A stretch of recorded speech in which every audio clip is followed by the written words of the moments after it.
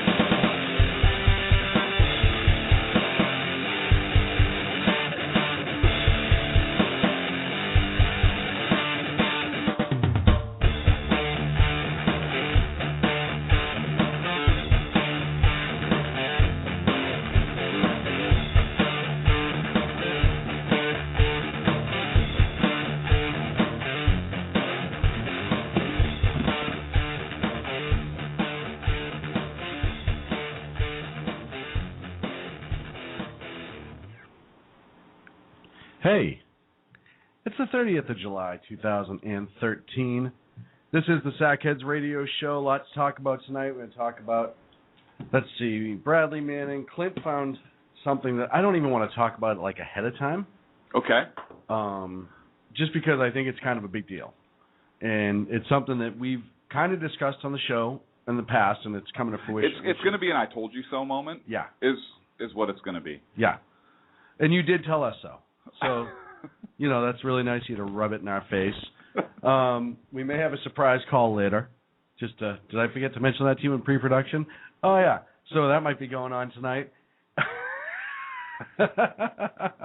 Hey, I want to welcome Sacco to the show. Kind of like Haley's Comet. He finally... Sacco, welcome back. Thanks, guys. Finally found a way to get to us. So that's always nice. First and foremost, though, the Bradley Manning case, the verdict was sent out today. He was found, guilty of 17 different charges. A plea was accepted on 3 separate charges and not guilty on 2. I think the total that I saw was something like 136 years or something like that he could be facing. And I think this is interesting, and part of the reason is there's going to be the Assange trial that's going to be coming up at some point. And it's going to be interesting to see how this reflects on that. But I'm also interested to see how this is going to reflect on Snowden if Snowden ever comes back to this side of the country. And the abominable Snowden. The abominable Snowden, as he will for now ever be known. And thus the nickname was born. Yes. So your thoughts on that, Clint? I know you didn't have a ton of time to go over the Manning decision. The judge threw out the big ones and gave him the not guilty on the big ones, aiding the enemy, which is probably the biggest one.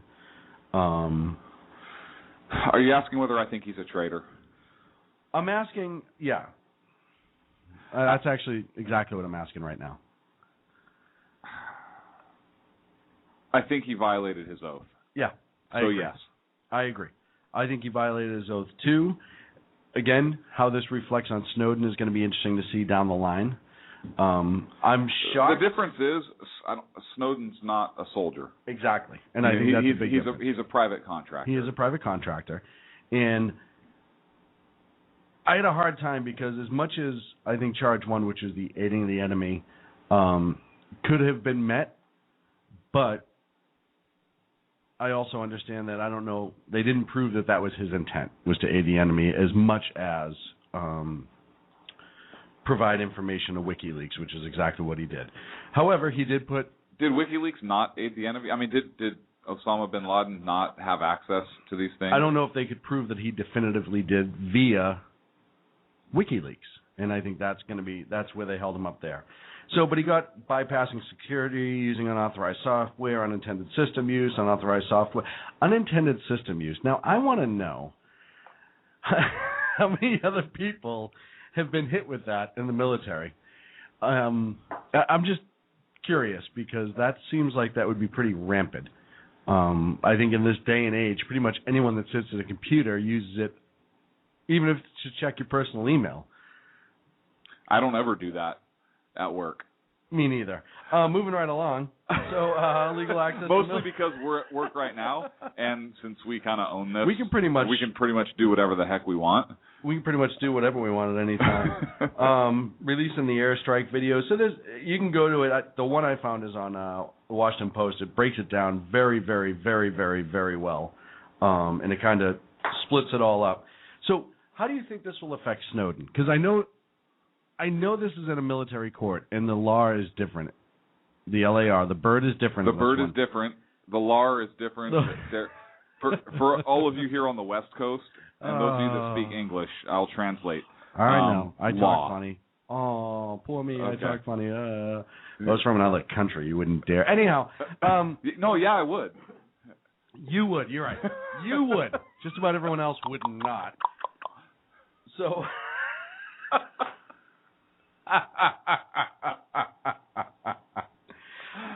So I know the law is different, but I'm sure that there are prosecutors who are looking at Snowden are going to review this case heavily to see what kind of worked and what didn't.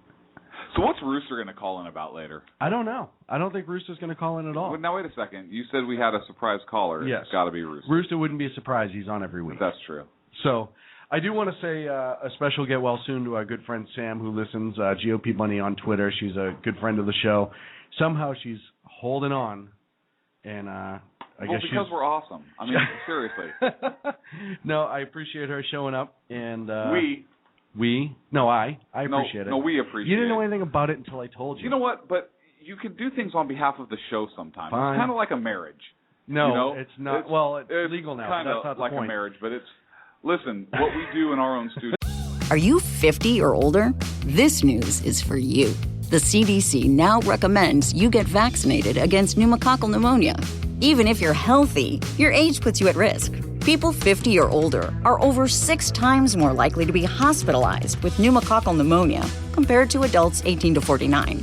Just one shot can help protect you. Learn more and schedule at vaxassist.com. That's VAXassist.com. Sponsored by Pfizer. It was our own business. So I appreciate her trooping through and fighting the illness to sit and listen to our jackassery, so I really appreciate that.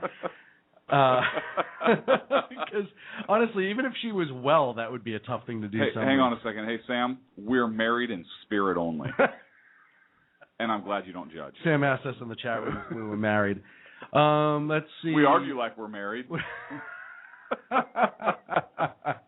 That is true. We do actually argue quite a bit like we're married. Wait, hang on. I'm going to quote the movie Big. I'm on top. Just throwing it out.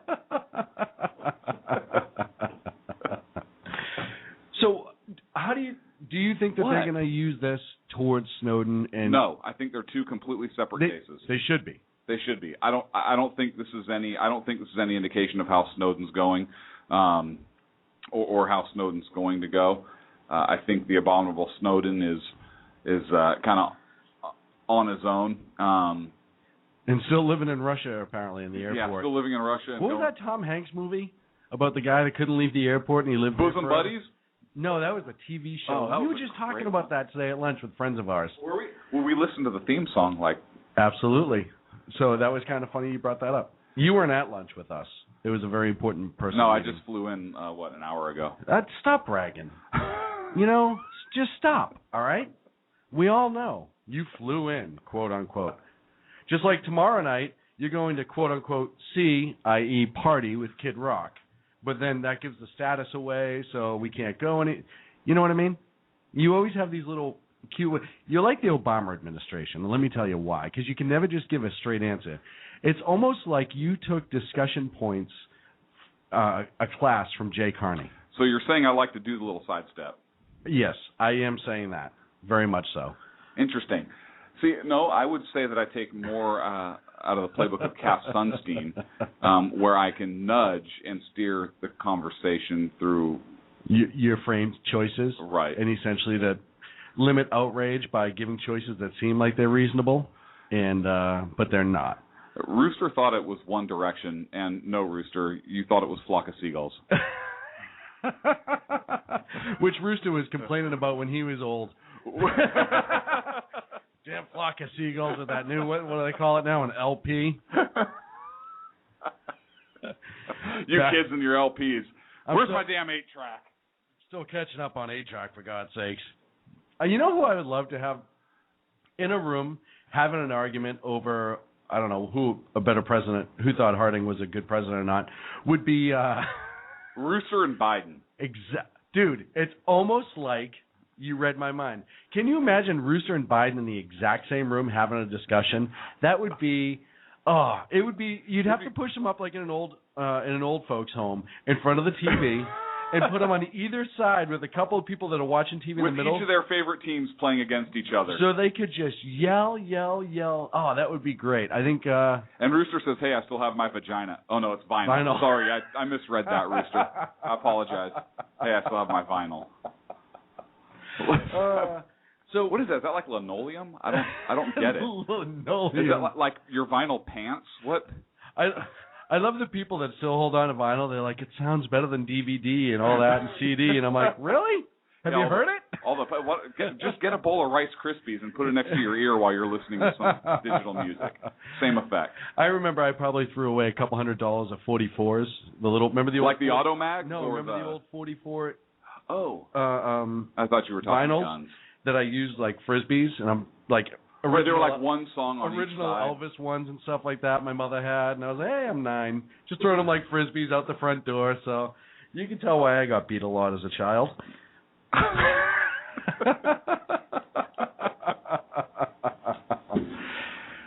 So there's been a lot of infighting, and obviously we've covered Snowden. You're not going to talk about it anymore. You're not going to give me any more of your feedback on that, so I'll just move right along. Yeah. For those of you who can't see Clint right now, he's giving me dagger eyes because I kind of popped that one on him and didn't give him a chance to really process it. No, hang on a second. That's not. This isn't dagger eyes.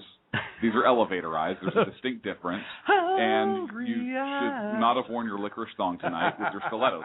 I'm just throwing it out there. I see what kind of show this is going to be. In the first 15 minutes, we've already had a vagina reference and licorice thong, so we're off to a good start. For those of you just tuning in, this is in fact a conservative show. You wonder why a lot of the people in the conservative establishment aren't happy with us? I know. Well, liberals listen to us, but they're like, God, I hate what they have to say sometimes, but their jokes are pretty funny. I hate when they actually talk about substance and they bring up facts that we can't argue and debate. But, man, they have the best potty mouths going. I mean, really, they can just turn anything into a dirty joke.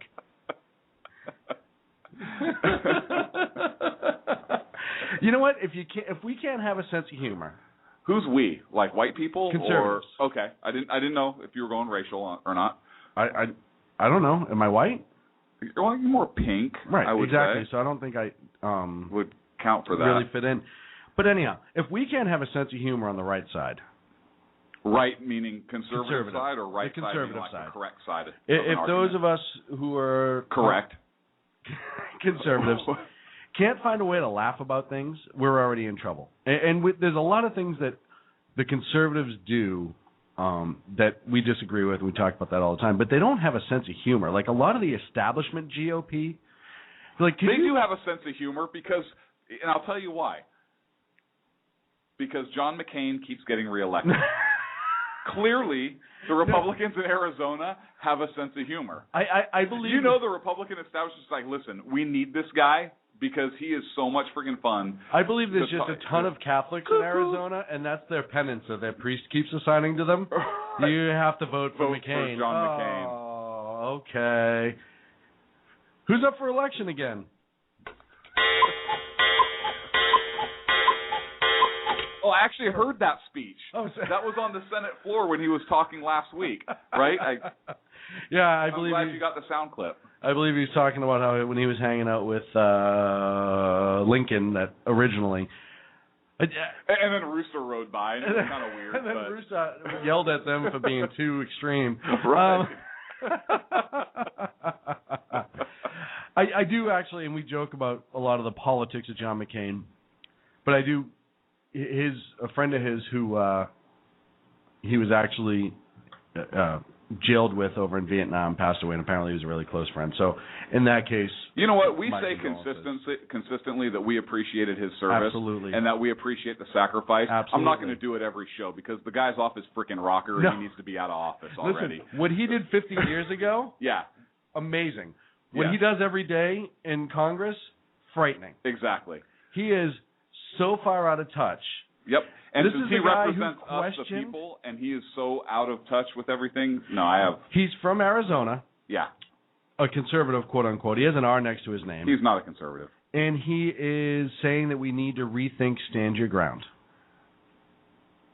Yeah, he's out of his mind. He might as well come out and say we really should probably rethink the Second Amendment. Oh, and probably the First as well. So and the Fourth and the 10th, and because we can just keep going and going and going. But it's people like that are in this establishment, and I know a lot of people who, when they were younger, were really hard right conservatives, and as they got older, they went a little bit more towards the middle. He's gone way past the middle and over to the left, and they keep voting him in, which begs me to ask.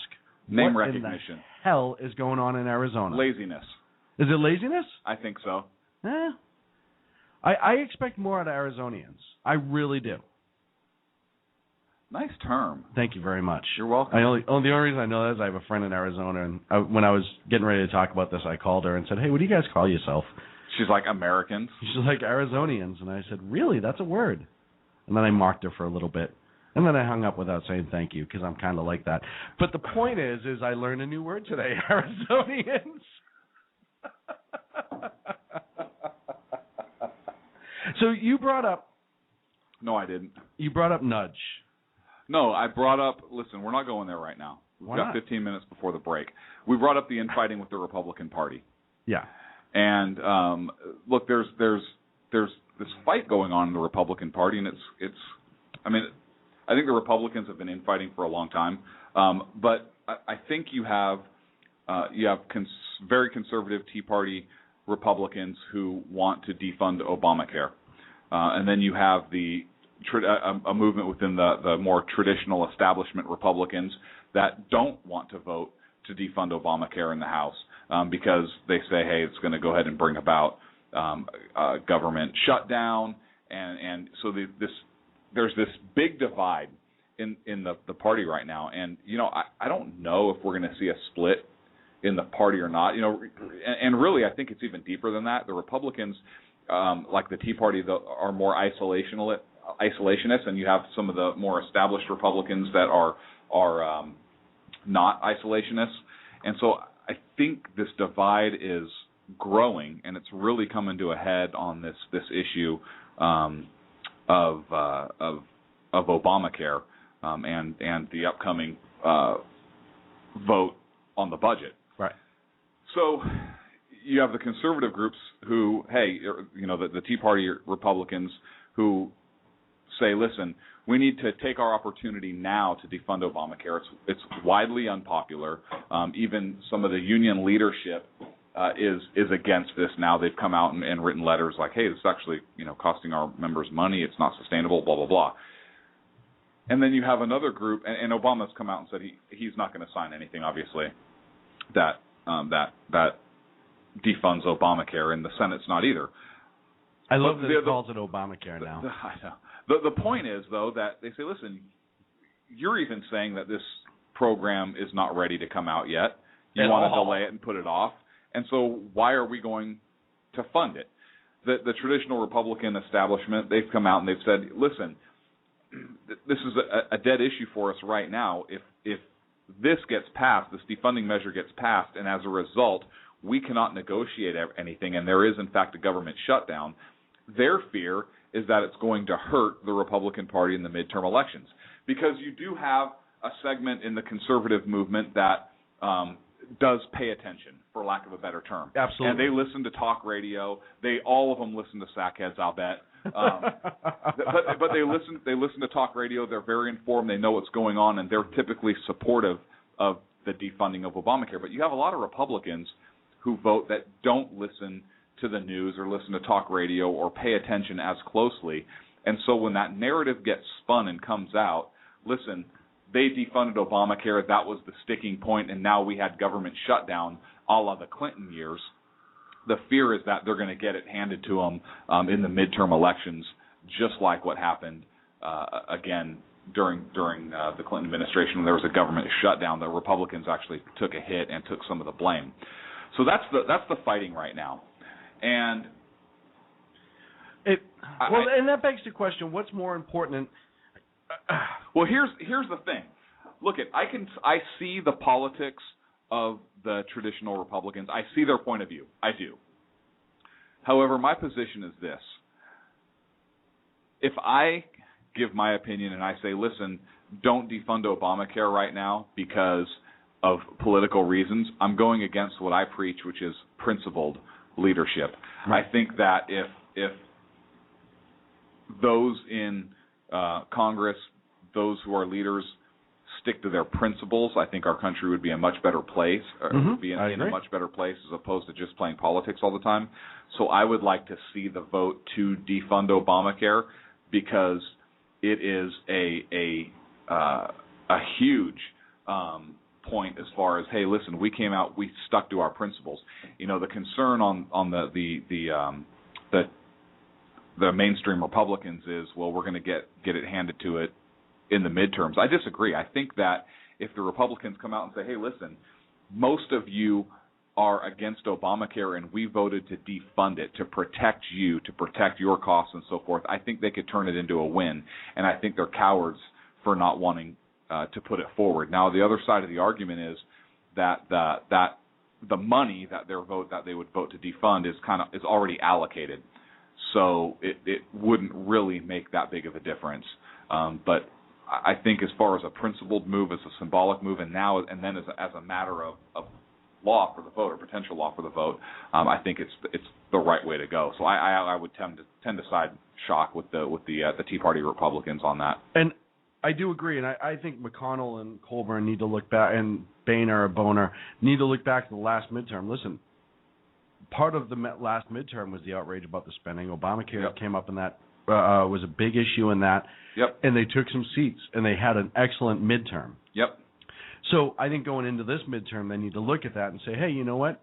We need to – the GOP needs to realize that they need to embrace the Tea Party and even the Libertarians and the constitutional Libertarians, or they're going to lose them.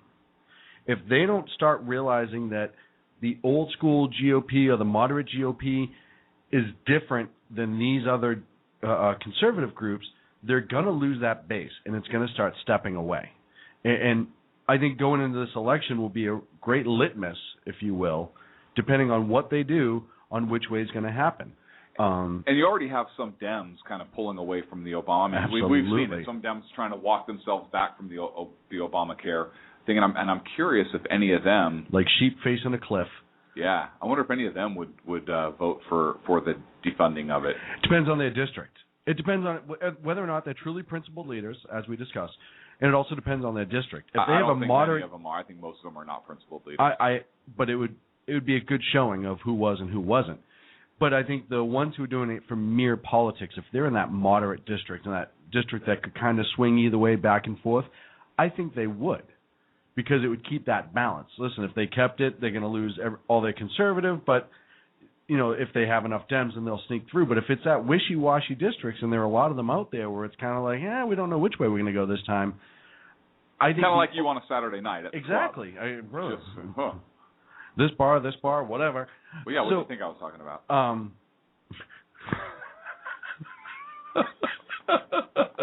What's this place called? Faces? Oh, everyone here seems really friendly. What's this, the Blue Oyster? Yeah, let's go in here.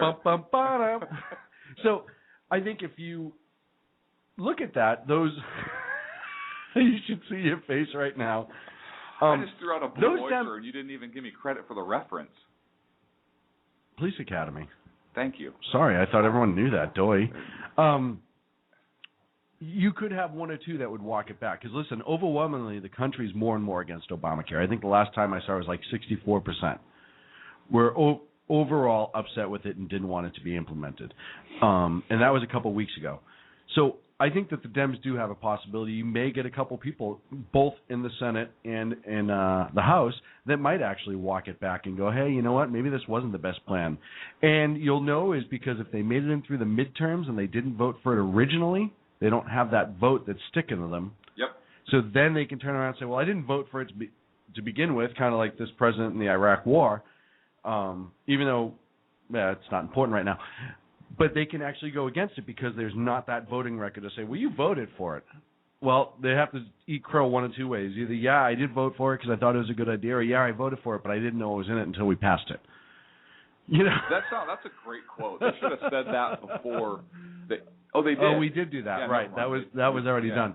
So you do have those Dems that are going to do that, and then the GOP really needs to look hard at the Tea Party and stuff like that, and groups like that, because that's in a lot of districts, that's the majority. The Tea Party's growing steam, and they've started growing again. They went a little flat after the last into the last election, and kind of, I don't know what took the wind out of the sails, but I think everyone. I'll tell you what took the wind out of the sails. Everyone got burned out. I think you have a lot of people on the left who was labeling the Tea Party as extremist groups. I mean, we talked about Southern Poverty Law Center and some of these other way left-wing progressive groups that say, oh, we're independent and we have these studies. We're an independent law group and blah blah blah blah. But they're all racist pigs. Yeah. So I think that hurt the Tea Party with some mainstream people. But look, I think in the Tea Party now, instead of being just hard right or harder right than the conservative than the Republicans, they're picking up a lot of libertarians also. Absolutely. And it's not just a libertarian movement. I think it was a conservative Republican movement, a conservative movement, regardless of what was next to your name. But they're sweeping in some of those libertarians also. And I think that you may see the emergence. We've talked about this on the show before. Are we seeing the emergence of a third party? Right. If so, it's going to be interesting to see kind of how it shakes out. It could be the death of the Republican Party. Hopefully, it's a transformation of the party. Well, I hope it's it's one of those things. I don't care what the party's called. I don't care if the Republican Party goes away and the Tea Party comes up, anything to that effect. What I care about is what's behind the movement and who the leaders are in that party. I think that it could possibly split off and take I would say a third of the votes with them. That would hurt them short term. That would hurt the GOP establishment or the conservative movement short term. I think long term, though, you start looking long term, and I think it'll be better off. Because the first couple elections, maybe the next 4 years. You wouldn't see a Republican or a conservative get elected as a president or vice president for a long time. Right. You wouldn't, because you would have localized elections. You may see them take House seats.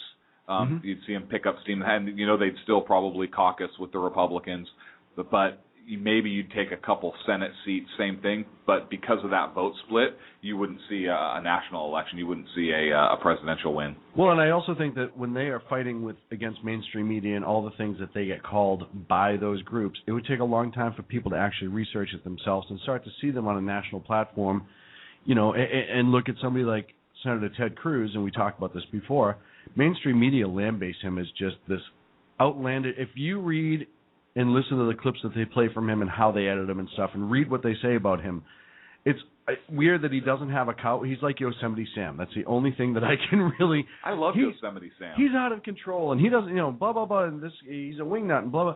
And then you actually listen to what Senator Ted Cruz says, and oh wait, it's all steeped in fact for the most part, and it's done with principle. And a lot of the stuff is, unlike a lot of politicians these days, he's actually saying doing what he said he was going to do to get elected, and he's leading with principles, and he's leading as a pillar, if you will, that has fallen away from the Republicans and the GOP a long time ago. Yeah. I just think you're seeing still more public infighting with the Republicans. I mean, look what Chris Christie came out and said. And look, I used to like Chris Christie. Me too. up until about a year and a half ago. I tell you, I'm having a more and more difficult time. Look, I understand he's in a more liberal state. He's also done. He's had to deal with a liberal legislature up there. I get it. But, I think Jerry Brown out of California is more conservative in some ways than I agree Chris with Christie. You. And listen, we talked about Christie a long time ago when he was really first starting to come up, and he stuck to his conservative roots, and that got him elected. And then all of a sudden, I think he decided he wanted to take that national jump, and he had to go more towards the quote-unquote middle, and he kind of missed it and just kept going, and I don't know if that's because he had so much momentum or what. But every time the Republicans run towards the middle, they get their ass kicked handed to them in the presidential election every time. But the last year and a half, he has come out, and this is what happens to a lot of people in the GOP. Cuckoo. Yeah, and he starts saying these cuckoo things, and you're just like, what happened to the guy that got elected on principles? And everyone liked him, including us. I mean, we said good things about him. We thought he was a good leader. Yep. But he gets that weird national pressure, and you know what it is I blame media again. They attacked him so much once he got elected that, and on everything, including his weight. Remember when they were talking about he's too heavy to be ever elected as president? And I think that changed his thinking, like, I got to get them to like me if I'm ever going to get elected. And to do that, I have to start agreeing with the left on certain things that is way outside my principles, and not communicating with the left, but outright agreeing. Well, then that's with them. not a principled leader. Exactly. I think, and that showed his colors. I don't know. We weren't in New Jersey, so we didn't see a lot of things that were coming out during that election. We paid attention as close as we could, but it was a New Jersey gubernatorial race. Right. And he's a New Jersey guy. Let's face it, New Jersey's not lighting the rest of the country on fire. They're not a big powerhouse state. No. Really, you're kind of nothing, New Jersey. So, Chris Christie, good job on your gubernatorial experience for that state. Well, but you're ready for prime time, big man. But I think that again, it comes from being in that liberal state. Yeah. That he has moved more that direction, it seems. Well, let's talk about it after the break. We're running up against it. We'll be back in 3. The phone number tonight, 347-205-9399. You were listening to the Sackheads Radio Show.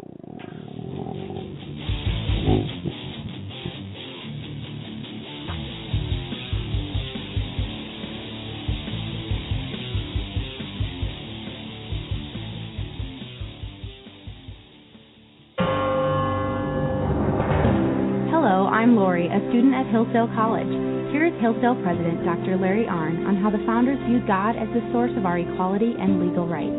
America's founders knew, obviously, that human beings are not equal in terms of strength or beauty, or in terms of intelligence, industry, or talents. They understood that because of such differences in talents and things like that, some people would be wealthier than others. But human beings are equal, the founders believe, in their possession of natural rights, such as the rights to life, liberty, and property. Today, many Americans reject this equality of rights in order to pursue equality of condition through redistribution, or spreading the wealth around, to use a famous formulation. This is destructive of liberty as the founders understood it. This Constitution Minute was brought to you by Hillsdale College. To join the national conversation on the Constitution, go to constitutionminute.org. Hey guys, it's Sean from Sackheads Radio. I know I've said it before.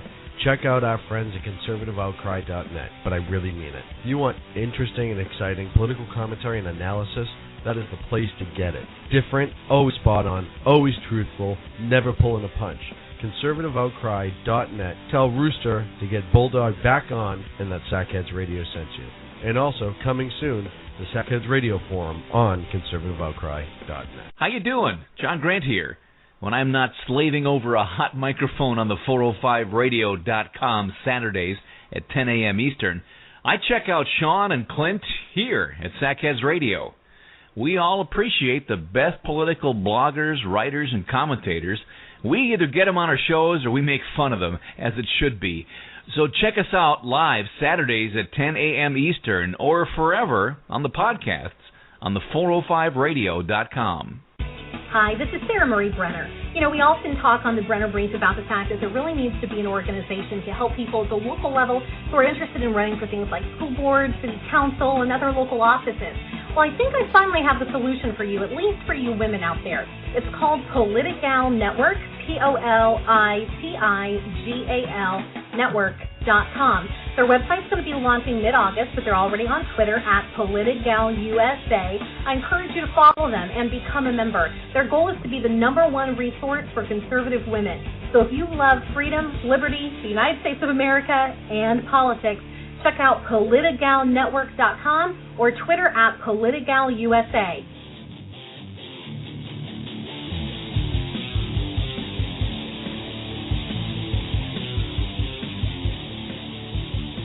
Now back to Clint and Sean on Sackheads Radio, radiating elegancy and quality. And we're back. The phone number is 347-205-9399.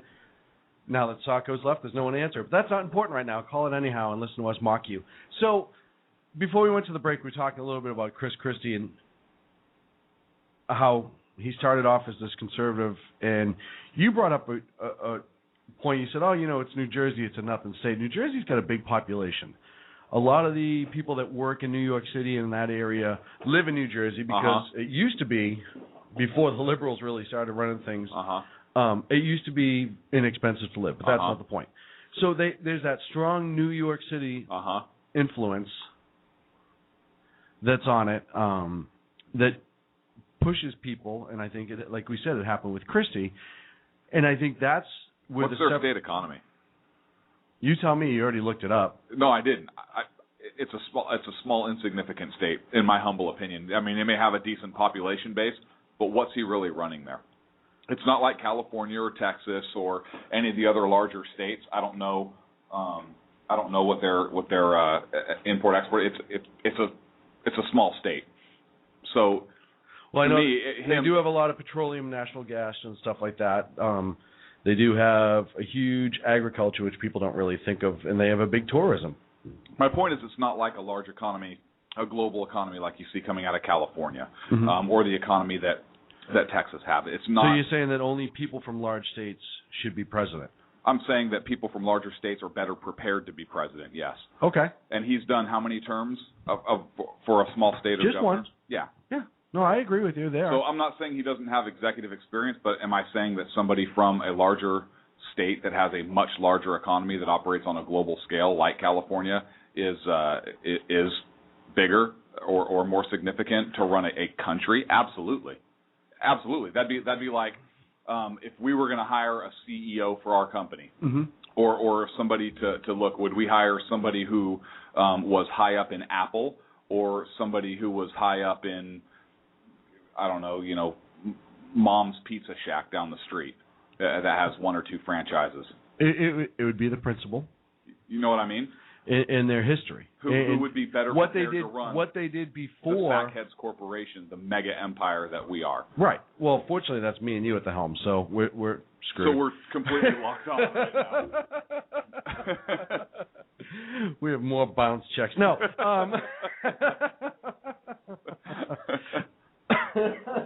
Well, I don't necessarily. I think that's why people who are lifelong politicians suck at leading the country. And I think that's why people who aren't necessarily have never run a business or a CEO, and listen, it could be a small business, it could be some medium to larger size business like Godfather Pizza, if you will, or a huge business like Apple. It depends on what they do with that business. And it doesn't necessarily, the size is comparison to me. You could have a smaller business and have a kick-ass CEO that grows into a huge business. You could, but overall, typically speaking, it's somebody that's But it's a person-by-person basis, and if we're going to judge people on their principles, and we're going to elect the person, and we're not going to elect the party, then I think that's something that we need to pay attention to.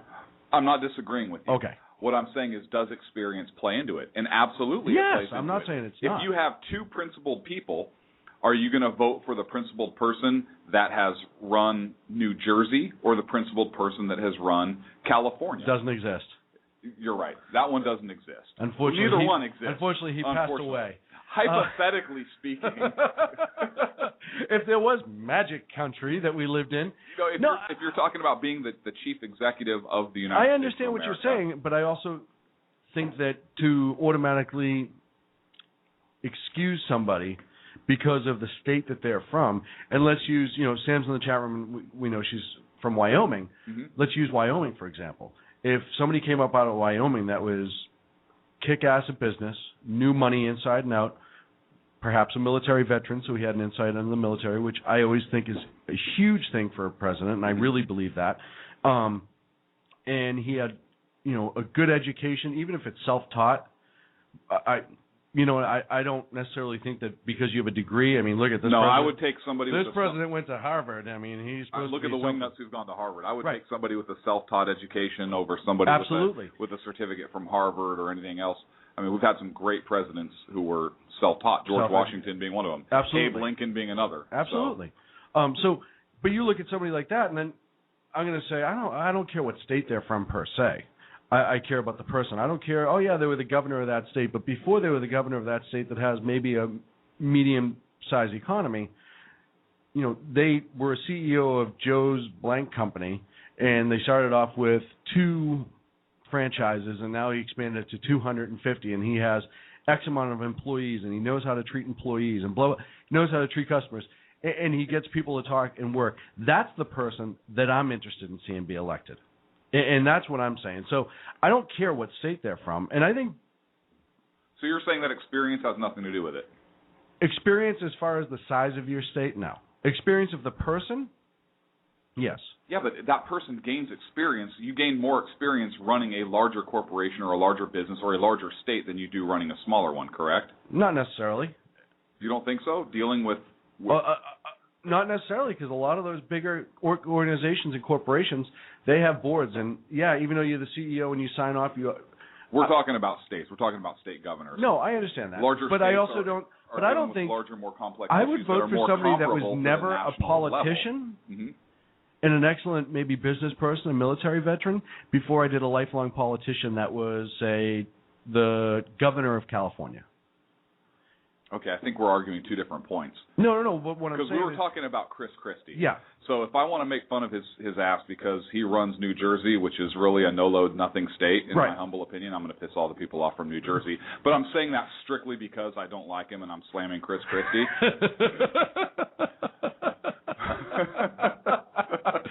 So the whole state gets it because he sucks. Hey, listen, you elect a leader. I'm just saying, kind of represents you all. But who they elected is not the same person he became. I won't disagree with that. So that was. But that's who he is now. So that's who I'm going to make fun of. Can we pass a law that you cannot politically bait and switch? You can't. You can't run that law, but it's not. Of all the BS laws that we pass on a regular basis, and you're not allowed to eat milk on blah blah blah or whole fat milk or whatever. Can't we at least say one that if you get elected as a conservative, you need to stay one? I know what a slippery slope that is. I'm kidding. You're giving me the whole crazy law look. I'm not disagreeing with you. Look, I'm simply saying that if you had a Republican out of New Jersey coming up with a similar Republican out of Texas, say, or a larger economy state, even Wyoming. I mean, not Wyoming is leading in shale gas production. There's a huge shale gas production through that area. Huge. So I said a medium-sized economy. So that is taken into consideration for me. If you have all things being equal, that's taken into consideration because now you're running a larger economy with more of an impact that's going to translate over to a national office easier. Is my only point, and I don't think that's an unreasonable point.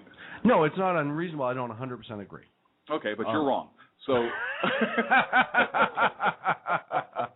yeah, I'm wrong. Look, I agree with what you're saying as far as having look, if I had a principled leader out of New Jersey versus somebody with a lot of experience out of Texas and California who's more of a politician, I agree with you. I would vote the principled leader. Okay. However, Christie is not that. No. And I'm not that's saying what he we're is. talking about. Please understand, I'm not saying he is. We're talking about Christie. I was using him as the example. Yeah. So since he is who he is, and I want to say it's a no-load state to make fun of him, then him versus somebody. Well, wouldn't that be a big load state? Yeah, him versus somebody coming out of Texas. And I'm fat, kids. I can say that. Again, all things being equal, right? I would vote the guy out of Texas. I would still just vote the person. At the end of the day, I would vote the person. I wouldn't. I would just look at the totality of the person. That's just me, and I wouldn't actually care. I just said all things being equal. I know. Well, then. But all things are never equal. They're not necessarily, but they should be, and that's why I'm becoming a progressive.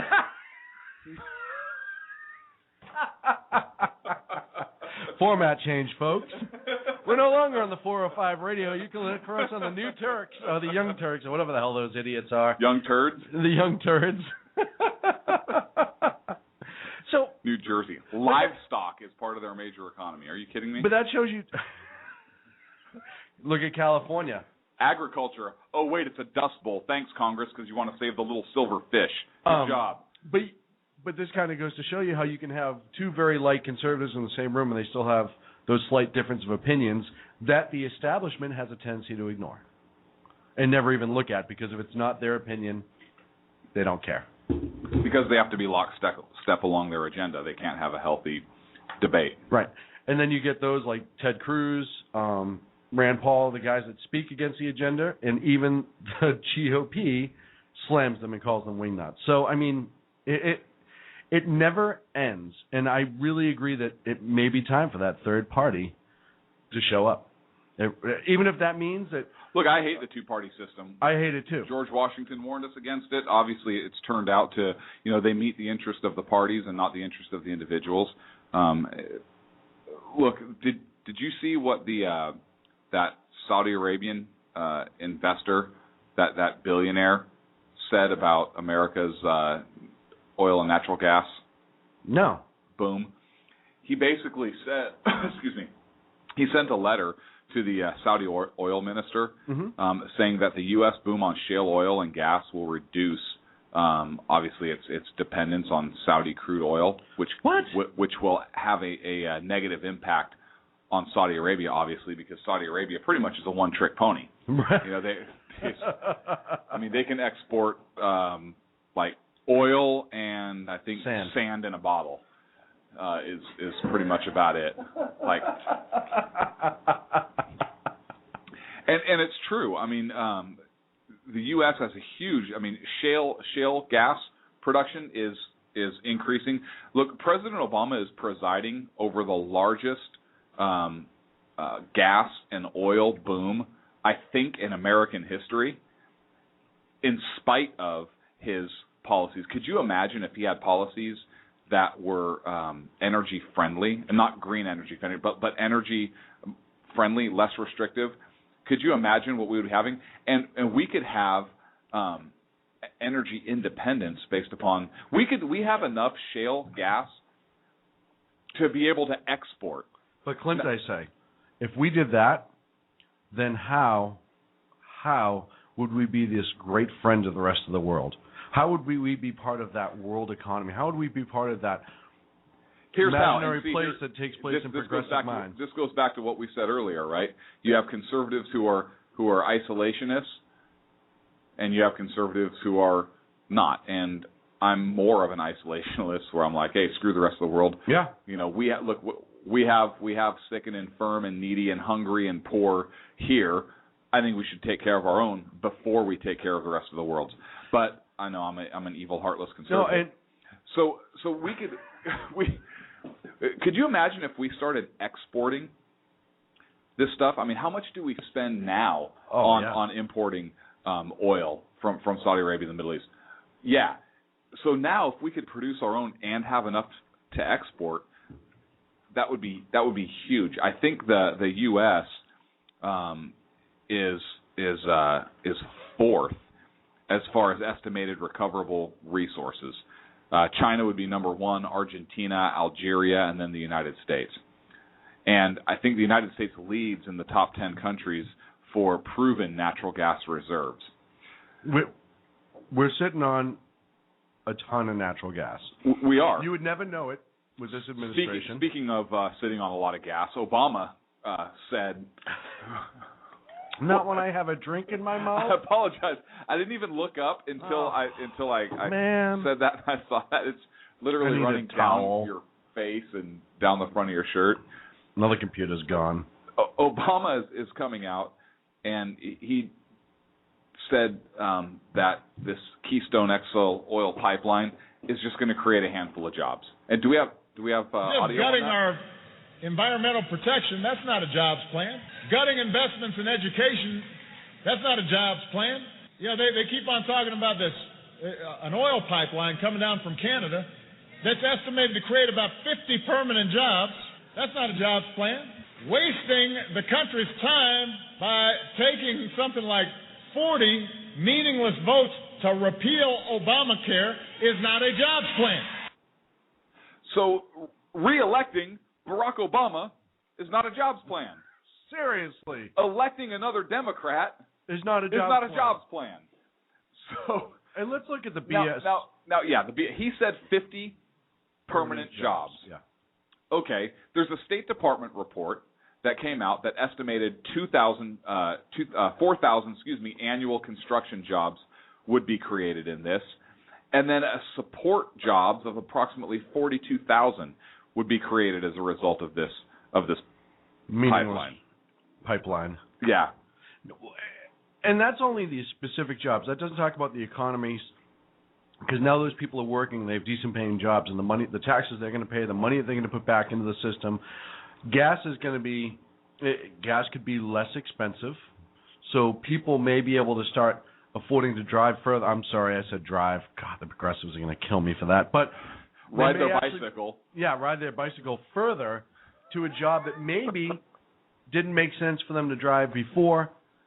Small businesses that drive trucks and tractors and stuff like that might be able to get up off the ground, because right now fuel is so expensive, a lot of them are being just shellacked, for the lack of a better word, and they're having to close. And, you know, you drive by, I look at these diesel prices, and I can't imagine how these small truck companies stay in business. I mean, the amount of money that they must have to charge, and it ever increases, is ridiculous.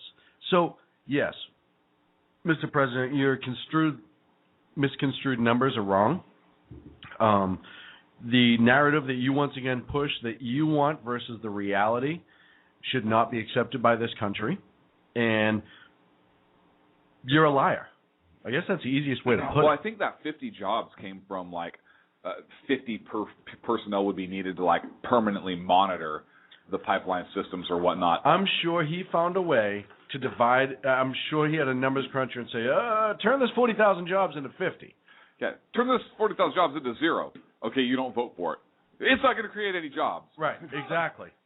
So the 50 permanent jobs may have been the guys that actually drive up and down it all the time, making sure there's no leaks, blah, blah, blah, blah, blah. But there's seriously, a lot more. Why would you want to create 50 jobs? I mean, really? Because that's 50 jobs. 50 jobs and possibly lower fuel prices in this country. And energy independence. No, why would creating an export so you'd be able to... Well, because he has a green agenda to push. Yeah, I have nothing. So if he wants to get, or if a progressive wants to get reelected, you can't vote for something like this, because then you turn around and say to your establishment, oh, yeah, you know how... Remember all those green companies that went out of business that we dumped a ton of money into, and I still support them and really like them, but we need gas to run in this country. And until somebody makes that magic engine that doesn't exist yet, per se, we're still dependent on it.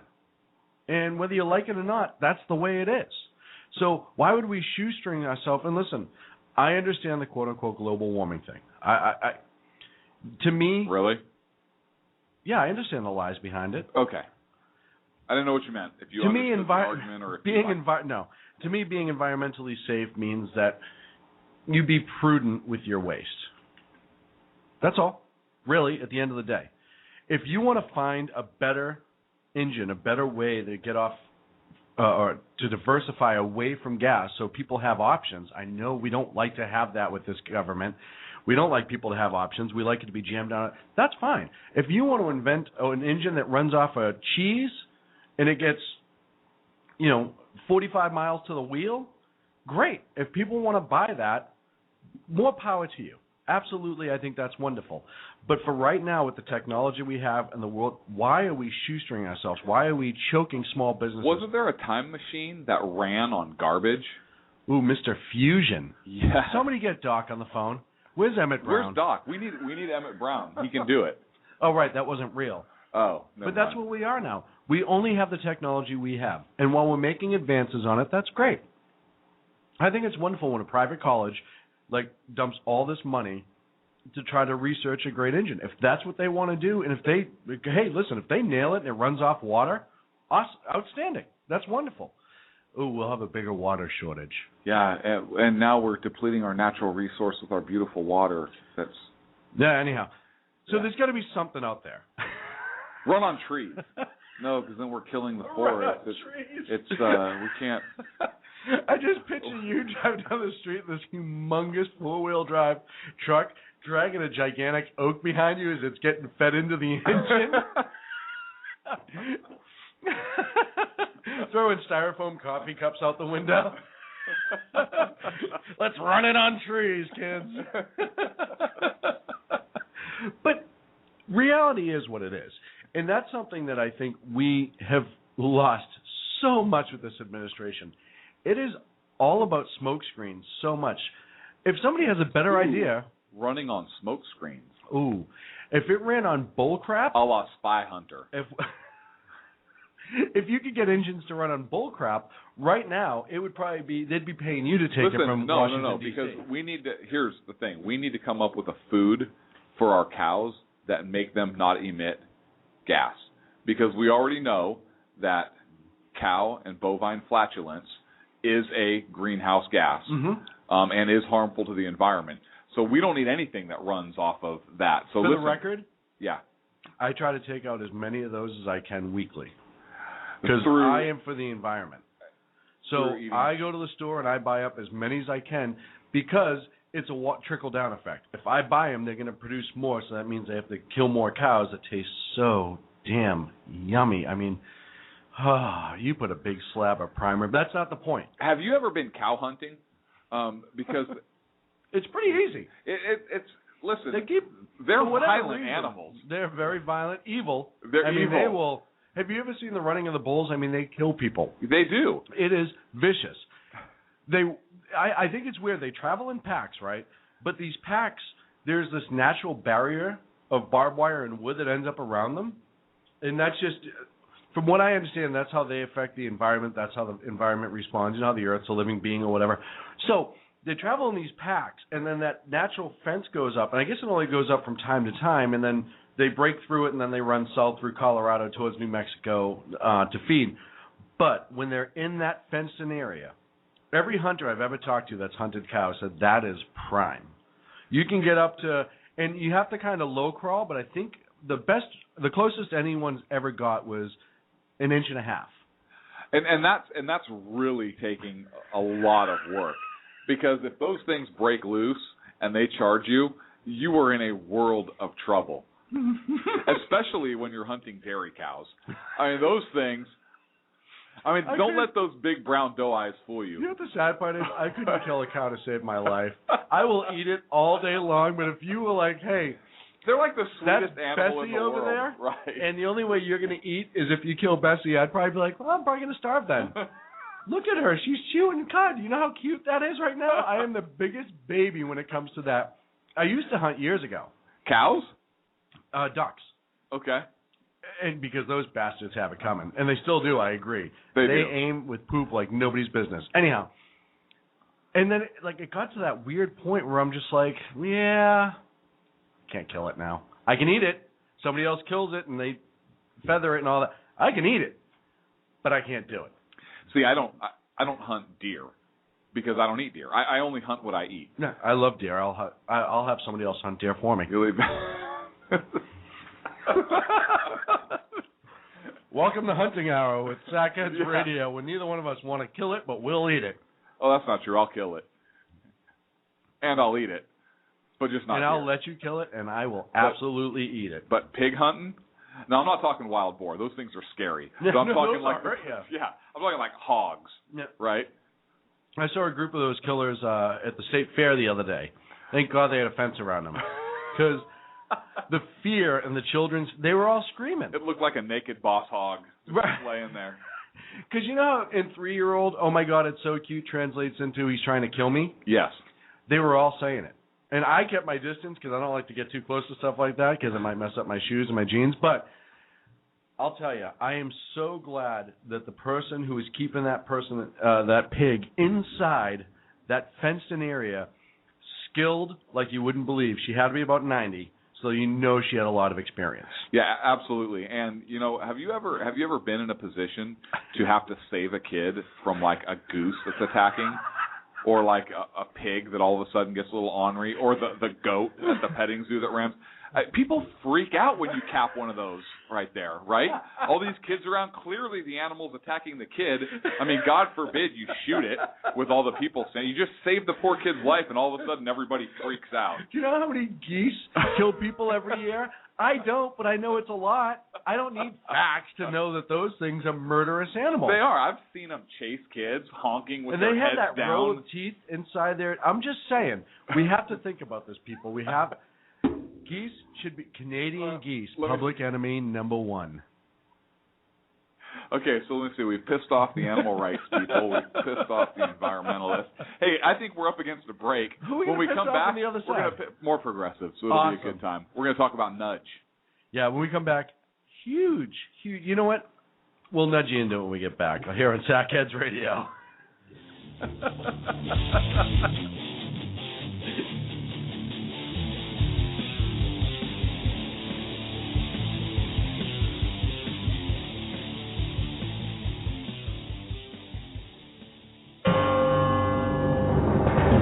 Hello, I'm Lori, a student at Hillsdale College. Here is Hillsdale President Dr. Larry Arnn on how the founders viewed God as the source of our equality and legal rights. America's founders knew, obviously, that human beings are not equal in terms of strength or beauty, or in terms of intelligence, industry, or talents. They understood that because of such differences in talents and things like that, some people would be wealthier than others. But human beings are equal, the founders believe, in their possession of natural rights, such as the rights to life, liberty, and property. Today, many Americans reject this equality of rights in order to pursue equality of condition through redistribution, or spreading the wealth around, to use a famous formulation. This is destructive of liberty as the founders understood it. This Constitution Minute was brought to you by Hillsdale College. To join the national conversation on the Constitution, go to constitutionminute.org. Hey guys, it's Sean from Sackheads Radio. I know I've said it before. Check out our friends at conservativeoutcry.net, but I really mean it. If you want interesting and exciting political commentary and analysis, that is the place to get it. Different, always spot on, always truthful, never pulling a punch. conservativeoutcry.net. Tell Rooster to get Bulldog back on and that Sackheads Radio sent you. And also, coming soon, the Sackheads Radio Forum on conservativeoutcry.net. How you doing? John Grant here. When I'm not slaving over a hot microphone on the 405radio.com Saturdays at 10 a.m. Eastern, I check out Sean and Clint here at Sackheads Radio. We all appreciate the best political bloggers, writers, and commentators. We either get them on our shows or we make fun of them, as it should be. So check us out live Saturdays at 10 a.m. Eastern or forever on the podcasts on the 405radio.com. Hi, this is Sarah Marie Brenner. We often talk on the Brenner Brief about the fact that there really needs to be an organization to help people at the local level who are interested in running for things like school boards, city council, and other local offices. Well, I think I finally have the solution for you, at least for you women out there. It's called Politigal Network, POLITIGAL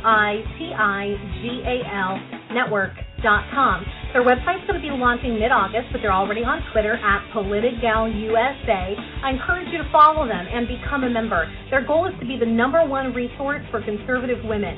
So if you love freedom, liberty, the United States of America, and politics, check out PolitigalNetwork.com or Twitter at PolitigalUSA.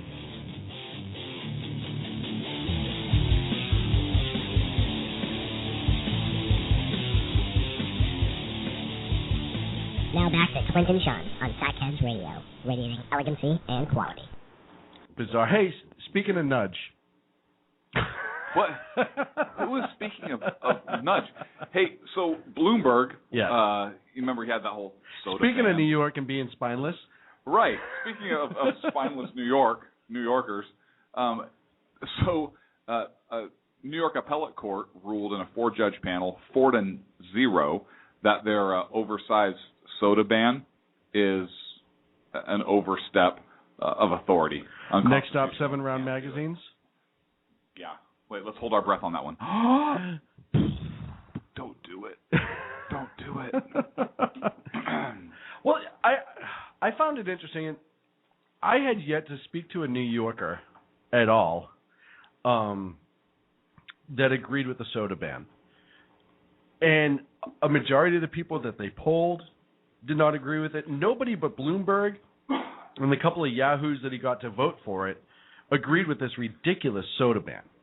Well, he issued a statement today, and he said, today's decision is a temporary setback, and we plan to appeal this decision as we continue to fight against the obesity epidemic. So it's a fight against fat people now? Apparently. Apparently it's a war on obese people.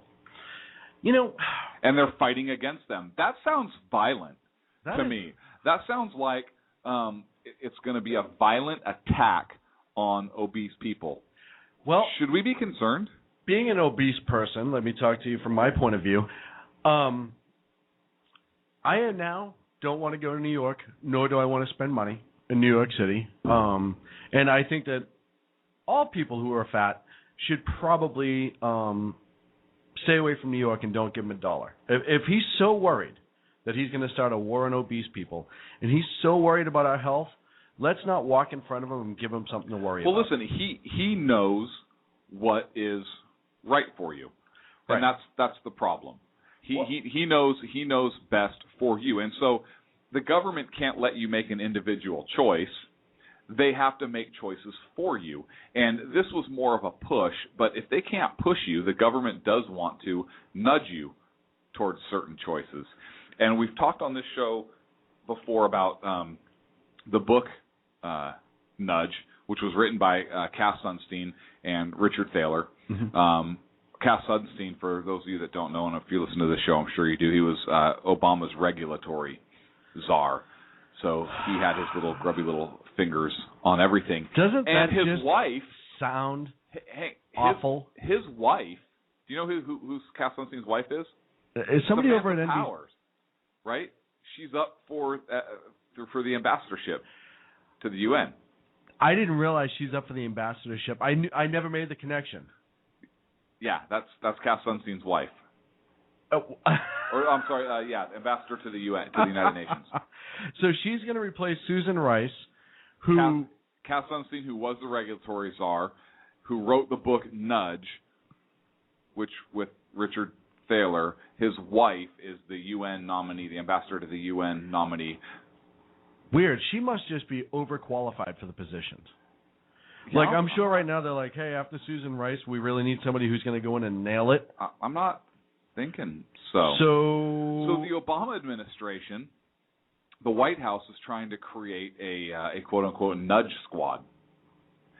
And what they want to do is it's a behavioral insights team that are looking for ways to study and influence people's behavior for the benefit of the federal government. Fox News obtained. They were the first ones to obtain a document from this program, and we actually have a copy of it. And it's the name of the document is Research to Result: Strengthening Federal Capacity for Behavioral Insights. That sounds like a wonderful place to be. And I remember when we first talked about this. I remember the very first time I brought it up to you. It's like, you have to read this book, Nudge. Right. You were like, there's no way. Yeah. There's no way this is. And I was like, I didn't think so either. Read this book, and you read the book, and you were like, what the heck? And so we had big in-depth discussions about it, and this was before we even started doing this show. No, this was a long time ago.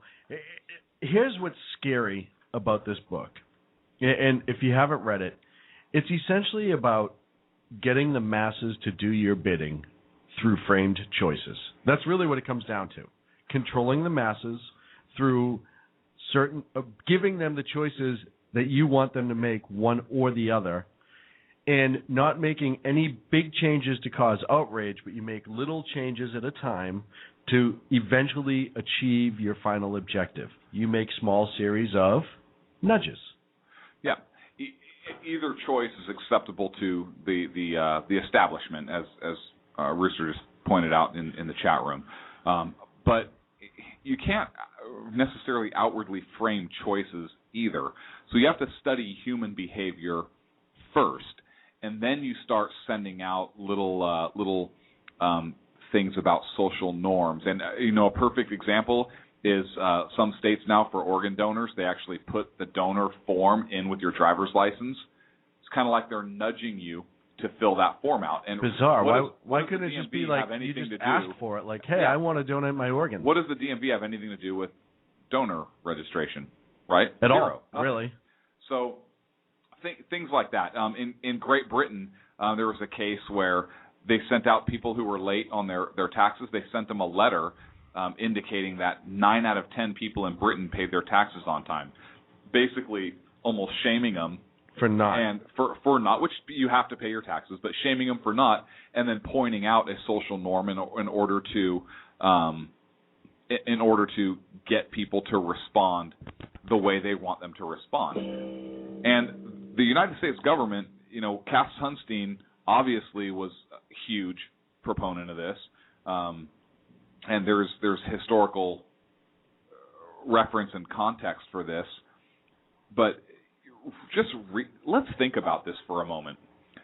So I prefer not to. The federal government wants to study behavior in general so that they can get you to react or respond a certain way for their benefit.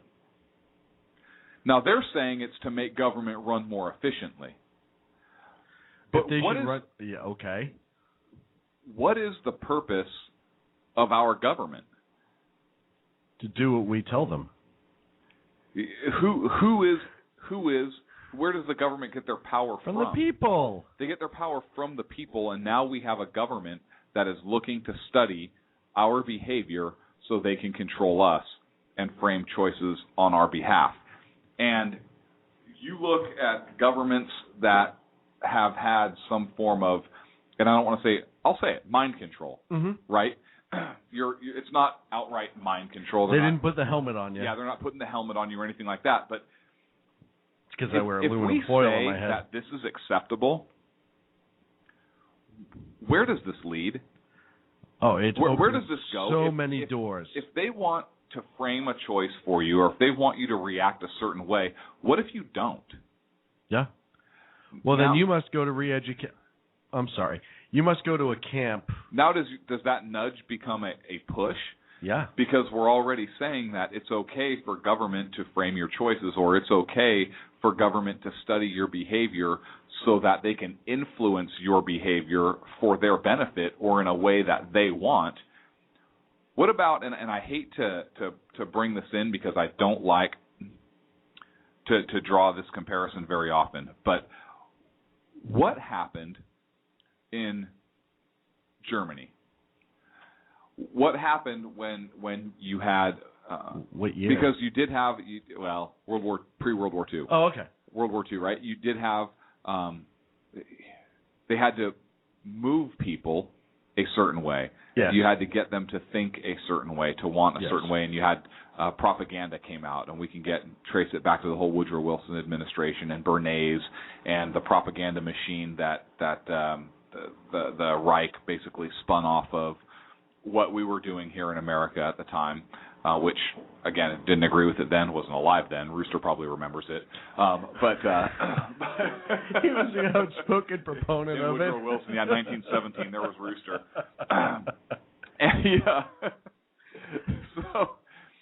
So he, and now you have this study that they want to do, this program being implemented by the White House. And, not a conspiracy theory, folks, if it's no mistake that this is being formed after he had Cass Sunstein, author of the book Nudge, and his wife is now up as so I would say Cass is still pretty close to the president, if you will. I would think so, but here's the scary part. There are already, according to this document, which is this federal document, Strengthening Federal Capacity for Behavioral Insights, according to this document, They are already working with over a dozen federal departments and agencies on newly designed behavioral insights projects, including Department of Labor, Department of Health and Human Services. Why would that be important? Ooh, because now with Obamacare, everyone has the right to go to the doctor. What do we want? Department of Labor, that's stimulus, jobs creation? That's weird. Department of Education. Well, why would obviously. we want Department of Education? Oh, because you need to train the kids how you want them as they grow up. Yeah. Right. Veterans Administration. Yeah. Department of the Treasury. What? Social Security Administration. Department of Housing and Urban Development, and the United States Department of Agriculture. So that's kind of a scary list. Yeah. And that these are now. Look, I think that in the private sector you have some behavioral studies that are done as far as marketing goes, right? Yeah, absolutely. Hey, how are we going to market this widget? How are we going to market this product and sell it to the people? And you know what? You have a private company that's looking for a way to market a product, to come up with commercials to impact. I get that. They do taste tests. They do the screening of the commercials and the focus groups and all that stuff. This is the government that is gets its power from us, that is in place to secure our rights and liberties, that now it sounds like has programs already begun or in place, and they want to expand and further it in order to control the people, the very people that it gets its power from. So if you can control or nudge a particular way, can you not nudge a population into a particular voting block? Of course you can. Or into voting a certain way? Of course you can. Of course you can. It's look at, as far as I'm concerned, it was used in the last two elections. I mean, you look at all the things that were Acorn going into neighborhoods that they knew would be Democratic to lift up the Democratic vote, but they weren't going to more conservative-based places to whip up the conservative votes. I think that's strategy, though, right? That's more strategy than somebody who is playing or framing from the government, playing or framing commercials, information, propaganda, whatever it is, in order to shape behavior and actions as Americans. Is that not the ultimate infringement on individual liberty? Yeah, I mean, absolutely. even to me, that's a bigger deal than the whole NSA thing. I mean, that's a big deal, but you now have a government that's not only listening to what you're doing freely and all these other things, but they actually want to affect what you're doing specifically. Do you ever think that the NSA program was part of that little thing, is to find out more about us? I don't know, and that's a good point. We're up against a break right now, but obviously I want to get into this story because I think it's a huge deal. I love, it's almost like you plan it, that we're going to go on the break and tease the last 30 minutes with a really important piece that we're discussing on the highlight of the show. It's like man, you should be in marketing strategy, I'm telling you. I'm basically nudging people to keep listening. It's not a big deal. But you're doing it freely because you're not forced here. Back in 3 of the Sackheads Radio Show.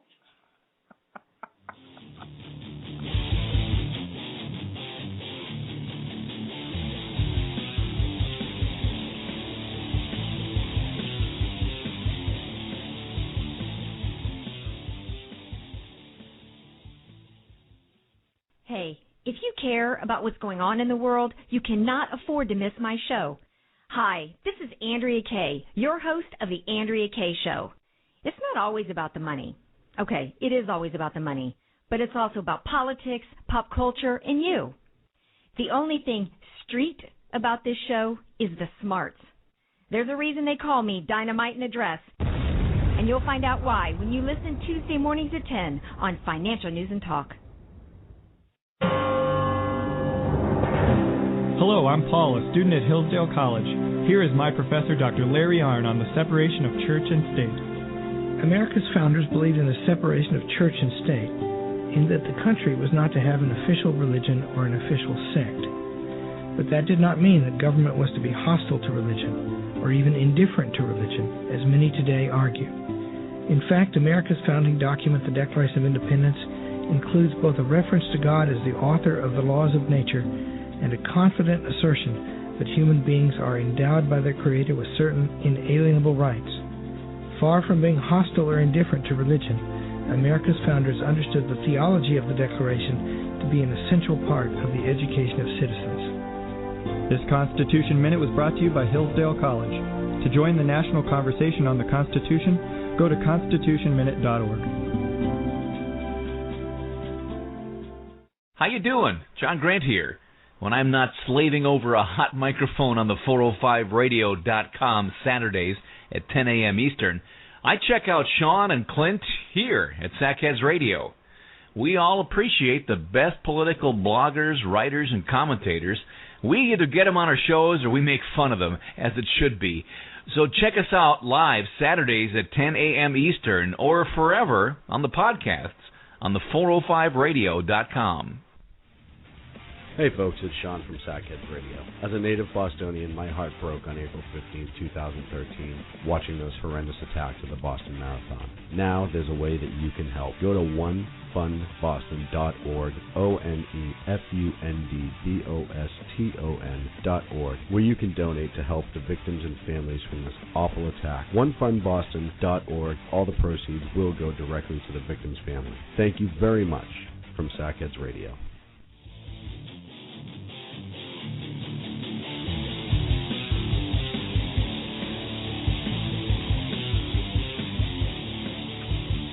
Now back to Clint and Sean on Sackheads Radio, radiating elegancy and quality.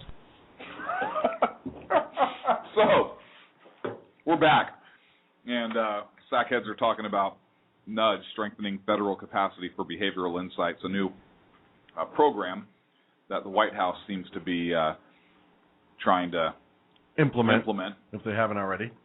And again, we got a hold of the document. You can get it if you go to foxnews.com and you find the article. There is a link there to where you can actually get the document that's put out by the government. I believe the Blaze had it as well, that you can get.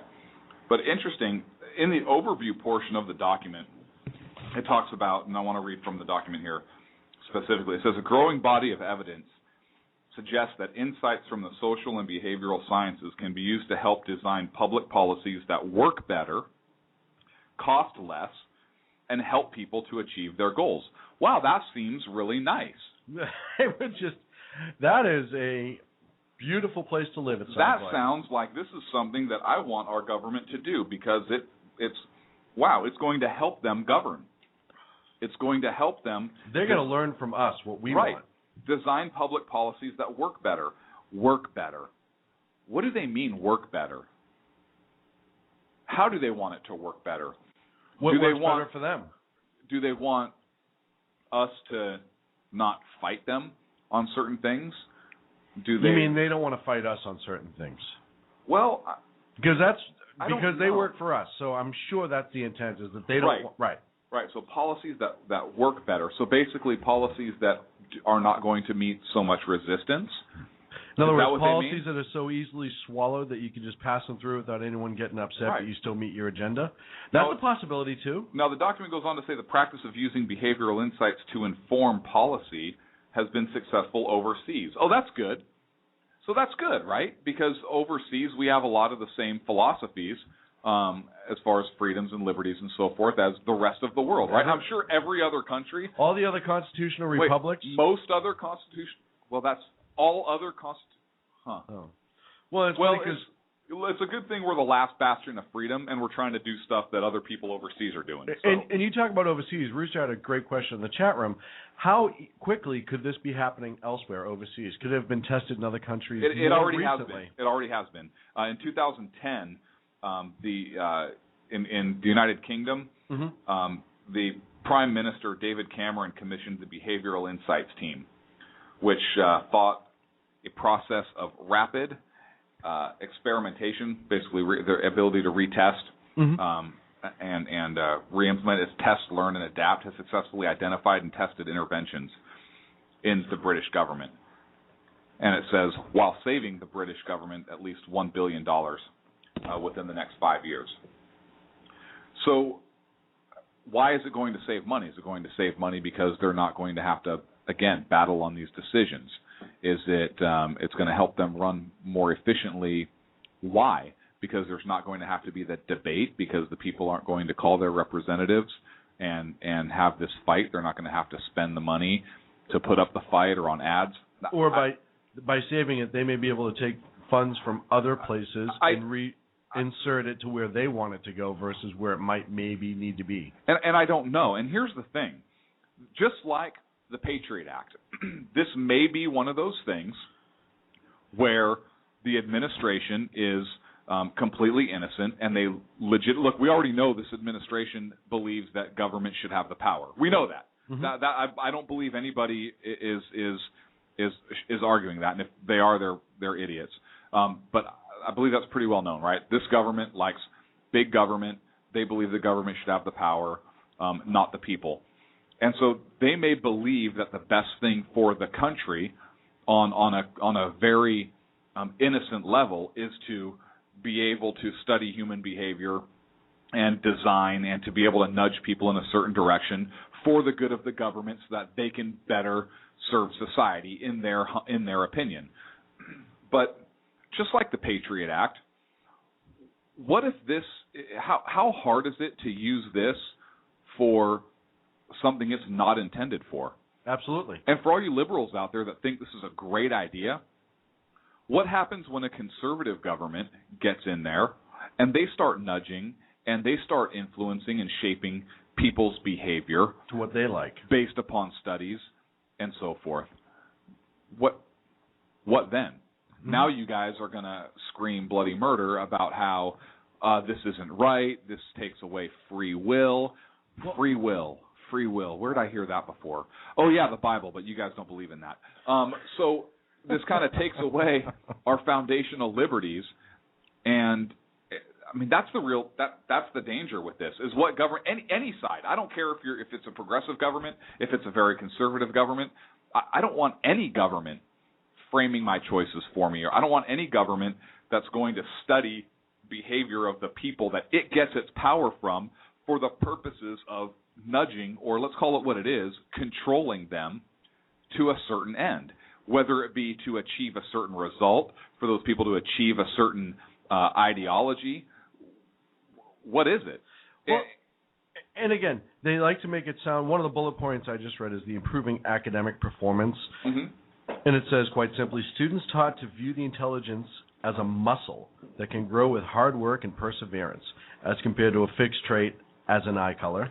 Experienced academic boost of half a letter grade, with the largest effects often seen on low-performing students, students of color, and females in STEM-related courses.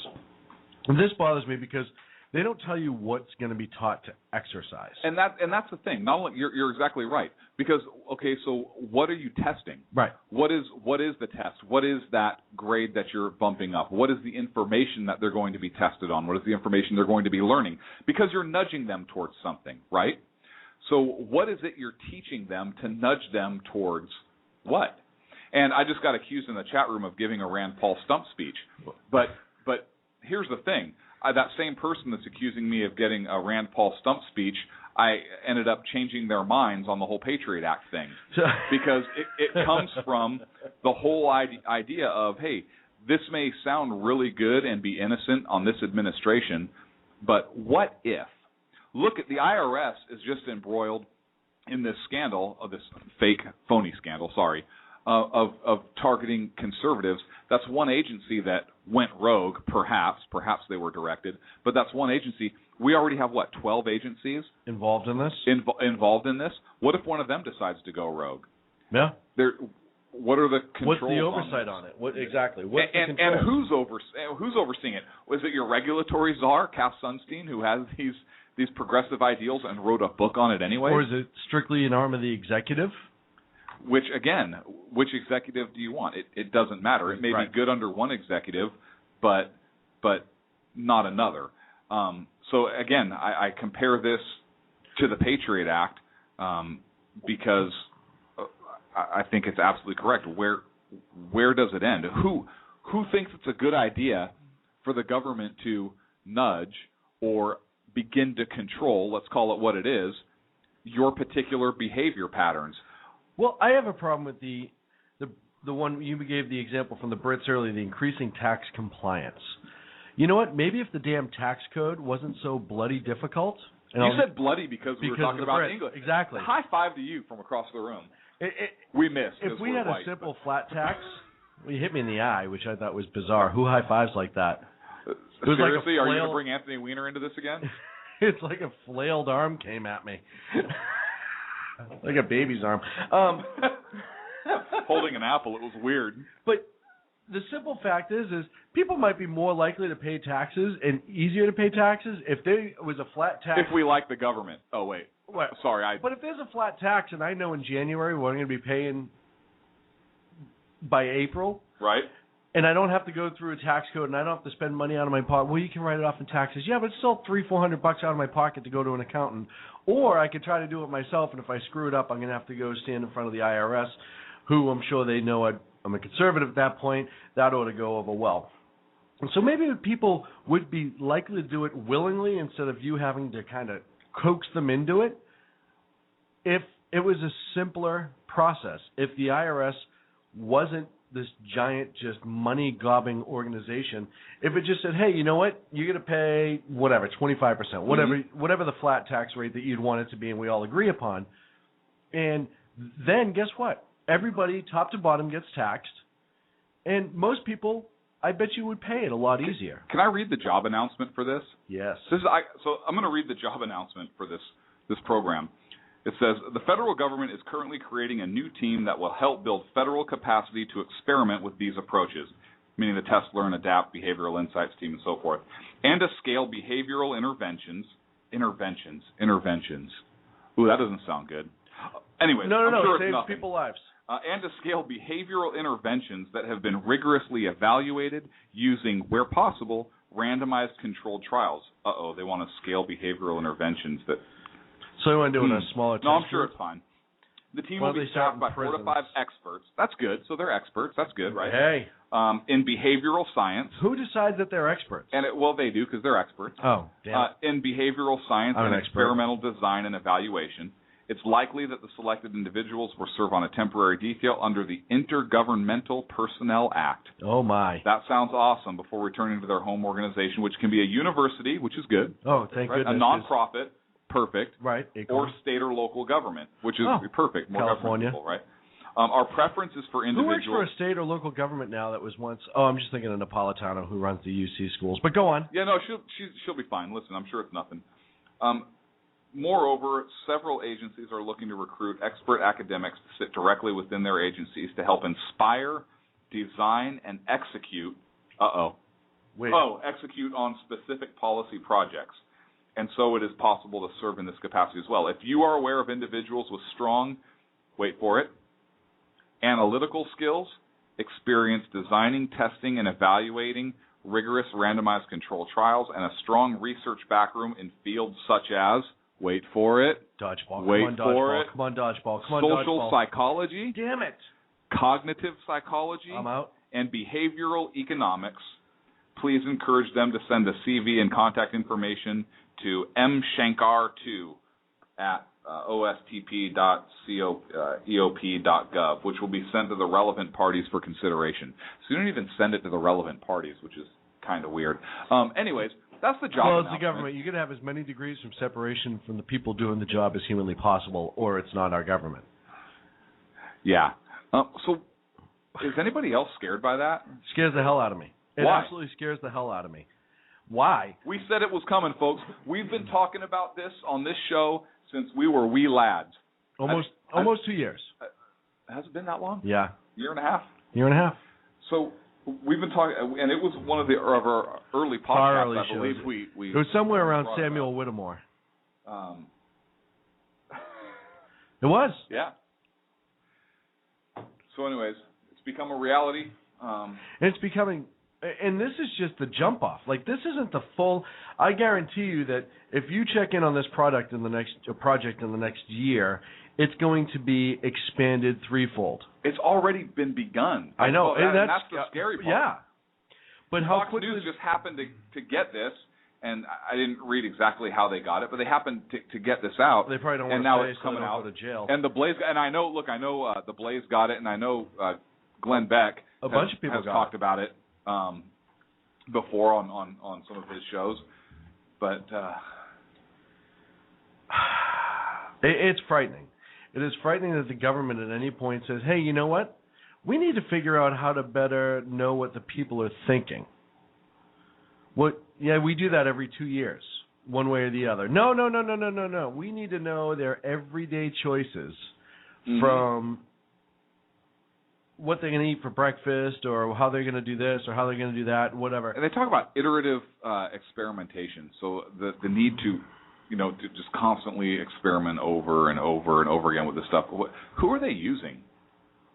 Who are they going to experiment on? Carlos Danger? Sacco?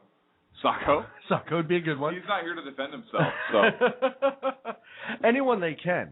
And I'm sure when they say experiment, they're going to pick certain cities, and they'll probably experiment like that. And it'll be more of a study and then an experiment. And I bet you they're going to pick the cities that vote heavily Democrat, so they're not, hey, yeah, you guys want to help out the government? Yeah, I'd love to help out the government. How can we do that? Oh, fill out this form, and you're going to keep this checklist and blah, blah, and you're going to turn it into us so we know exactly what you're doing. Well, that's great. I think the guy, yay! I'm a sheep. I mean, that's what it comes down to. Well, no, because then how could they really evaluate that they're changing? I think they really want to frame choices, and they really want to change behavior. So why would they go to a base that already agrees with them? Because it would be easier to implement this without people questioning it. I think it's already implemented. I think that they have to test it, and they have to test but it it'll on a be more easier to do conservative that. Population, right? It'll be easier to do that in a place that's friendly to the White House, that voted for the White House. Hey, just so you know, we're going to try this, but the president thinks it'll be wonderful for you. Oh, well, the president, he thinks nothing but the world of me. I can tell. I got my phone. And bringing it back to Mayor Bloomberg. Look, that wasn't a nudge. That was a shove. Right, and he got it shoved right up his ass by the court that took away his sugar policy. But that's what he ultimately wants to accomplish. And make no mistake about it, if he thinks he can nudge you into making those choices, absolutely they will. He would absolutely do it. I mean, it saves on health care. People have the right to be fat. As much as nobody wants to admit this in this country, hey, we are a fat nation. I am part of the problem. I'm the first one to admit it. But if I want to be fat, dumb, and happy, that's my choice, to be fat, dumb, and happy. And people need to get off this kick that they can tell somebody else what to do. It's like what they've done to people who smoke. What's the rule now? I mean, you can only smoke in a dark alley with people 150 feet from you, and you have to wear like a scarlet letter on your chest to light a cigarette. That's somebody's choice if they want to smoke. And what? We can frame the smoking debate this way. And again, devil's advocate. Secondhand smoke affects other people, and they have a right to health. And so if that smoke is affecting their liberty, they can get away from me. But why should they have to move if they're in a lawful place also? That secondhand smoke is affecting their ability. Therefore, that behavior is affecting. I think an argument could be made either way. If I'm standing there and I light a cigarette and you walk up and you say, hey, you put that out, now you're infringing on my rights. Look, I said I was playing devil's advocate, right? But you look at... What if you could smoke in your own home, your own car, whatever, not in public places where there's other people who walk and you by, look at what they've done. Hey, listen, I'm just saying there is... They've taken away that choice, though. If I want to have a bar, and I use bars as the example, California, you can't smoke anywhere inside. Doesn't matter what it is. You can't smoke inside. But if I wanted to have a bar that allowed smoking, I, as the owner and proprietor... Could not. Right. I should be able to. Yeah, well, as long as it's posted, hey, smoking establishment. This is a smoking establishment. And now people we wear exercise. our scarlet letter just like the government wants us to do. No, but everyone can mock us. Yeah, people want to come in and smoke. If they don't smoke, they're making a choice whether they want to come into that or not. Right. You don't have to come into my establishment. Exactly. So but again, that choice has been taken away. So it has been implemented in other places. Smoking was a big smoking was huge in this country for a long time, and then all of a sudden the tobacco companies got too much money, and people in other industries said, "Ooh, hey, I don't want them to have all the money. We got to find a way to get our hands on that." Which is, as much as everyone thinks it was done for health and all that other reasons, it was done because there were the liberals that wanted their money, and they were like, "Ooh, those." Hey, you want to talk about health? Let's talk about the FDA food pyramid and how bad it is for you. Absolutely. Oh, nobody wants to talk about that. Choice. Though. And if your school gets federal dollars, you're involved in that health pyramid. Yep. And they get fed that, and you don't have that choice. So even though you pay the taxes and you pay for that school, essentially, you still do not have a choice. Scam. Oh, absolutely. Based upon the wheat. Anyways, we're digressing right now. It is. Bringing it back to the nudge though, this governmental program here. What if the government gets it wrong? Absolutely. Right? Like, didn't the government get something wrong on energy efficiency? Well, yeah. Like, they get stuff wrong all the time. I mean, that's not. I don't know why this is like a big shocker. It's not. But what I'm saying is, the government wants you to go one direction, like, these.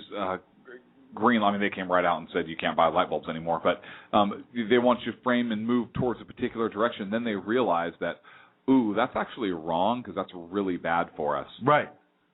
But we're already there, so we're going to walk it back slowly and hope nobody realizes. That way. That's kind of weird. But you look at how many other eggs are the prime example. The FDA, and I believe the FDA is part of this program. How many times the FDA come out and said, eggs are bad for you? Oh, wait, now eggs are good for you. Oh, wait, eggs are bad for you. Oh, now they're good for you. Now only the yellow part's bad for you and the white part's good for you. But it's still the egg. It hasn't changed. Yep. Well, with new studies, and you know what? Shut up. I'm going to have an omelet. And it's not going to be an all-white omelet because I'm a fatty. I'm going to throw yolks into it and cheese and bacon and ham and whatever I want. We throw yolks into the show all the time. We're the worst yokers. We're the worst yokers in the world. But again, that's them framing your choice. Ooh, this is bad and you shouldn't eat it. Well, it's coming from the government. It must be okay. They wouldn't ever steer us wrong, so I'm not going to eat it. Coffee, they find out you and I drink coffee all the time. They find out that coffee is actually not as bad for you as they once said it was. They do this all the time. So if you want to say where can they get this wrong, you look at all the federal agencies. Everywhere. They get it wrong everywhere because they're the federal government. Everywhere, top to bottom. Look, there's a book, I've said it before, but I haven't said it in a while. The name of the book is Nudge, Improving Decisions About Health, Wealth, and Happiness. And again, the authors are Cass Sunstein and Richard Thaler. That doesn't even sound nice. It sounds perfect. What are you talking about? And the picture on it, which is funny, is a big elephant nudging a smaller elephant. Shouldn't it be a big donkey nudging like a smaller donkey? Why are you putting an elephant on the front of this? This is not a Republican idea. Or a picture of Woodrow Wilson. Do you think that this is? Do you think that that's psychological? Absolutely. Right? They see a picture. Oh, nudge. So if you read it and if you don't like it, you're like, oh, the Republicans, and you automatically make that association.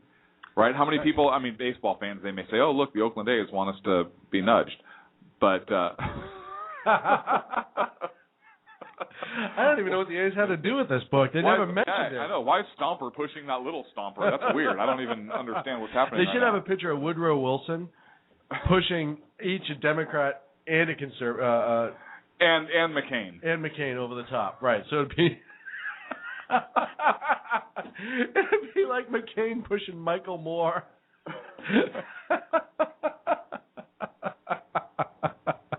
Oh, we joke because we love. No, we don't.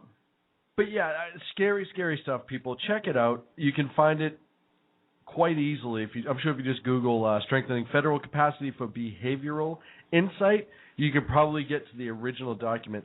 Read it. It is frightening stuff. It is if you read it. It is if you read the document and then think about, okay, what exactly are they using it for, and what can they use it for? They can use it for anything. If you read the document, it sounds pretty good. I thought, wow, that sounds really nice, right? Because we can design public policies that work better and cost less and help people achieve their goals. That's perfect, right? It's their goals. We're helping people to meet those.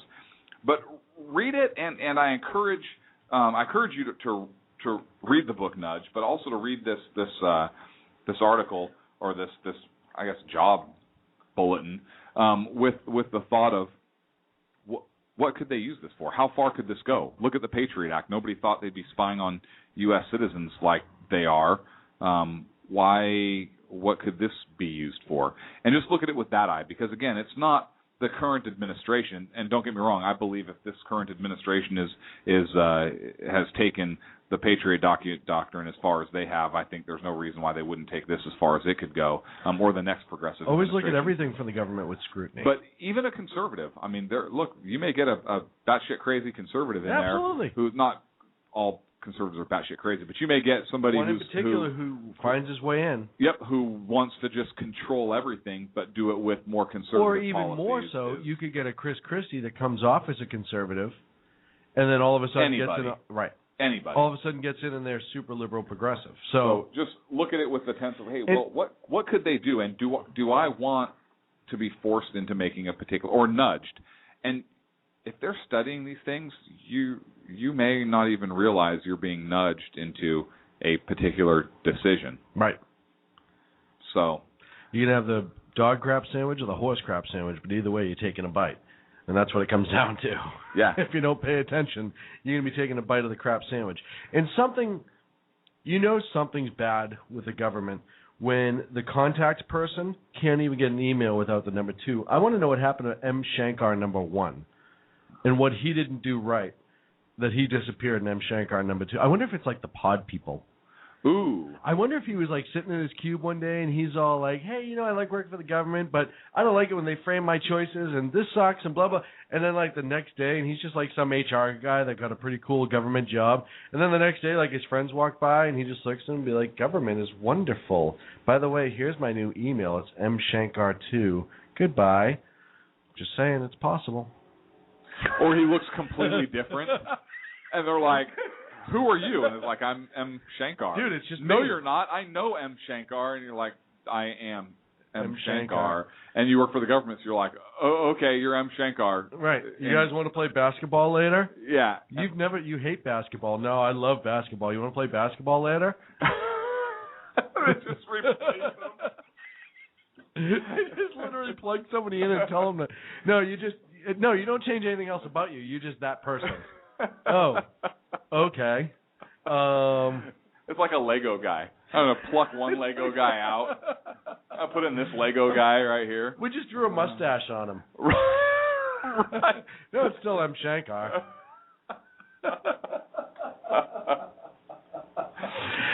Scary, scary stuff. And, and I say it all the time, too, for all you crazy liberals who are like, this is a great idea.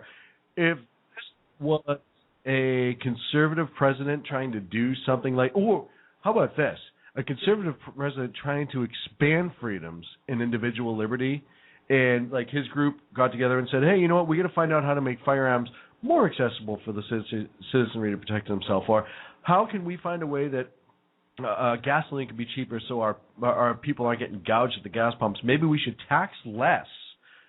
They'd be going absolutely insane.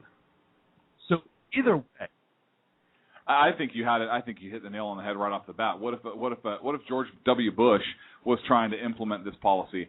Look, he's trying to control our minds. He wants us to blah blah blah blah blah. It's like Fillmore from Cars. It's a government conspiracy, man. Hey, my friend, as always, hey, it was a great pleasure. Show. And you enjoy yourself tomorrow evening. I will be thinking of you while I'm just sitting at home staring out the window wishing I had something to do. Not a big deal. See you next Wednesday? Next Wednesday. Next Wednesday at 8 o'clock Pacific time. Till then, my friend. Till then, this is Sackheads Radio. Check us out, sackheadsradio.com. We are on Twitter at Sackheads. And we're everywhere else, too. We're everywhere the government doesn't want us. I got bronchitis. Ain't nobody got time for that. Got all of our military men and women serving overseas as well as here at home. All our folks in law enforcement, firefighters, paramedics, all our public safety personnel. Thank you. God bless you all. Have a good night.